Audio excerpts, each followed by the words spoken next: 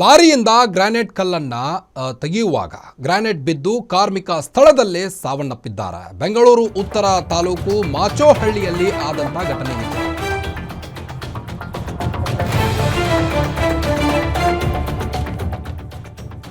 Granite ಕಲ್ಲು ಬಿದ್ದು ಕಾರ್ಮಿಕ ಸ್ಥಳದಲ್ಲೇ ಸಾವನ್ನಪ್ಪಿದ್ದಾರೆ.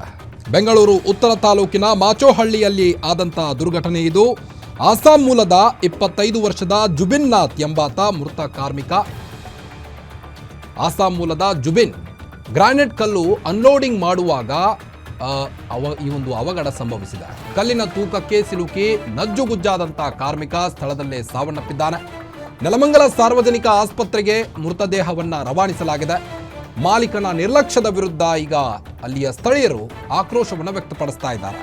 ಕಂಪನಿ ಮಾಲೀಕ ರಮೇಶ್ ವಿರುದ್ಧ ಎಫ್ಐಆರ್ ದಾಖಲಾಗಿದೆ.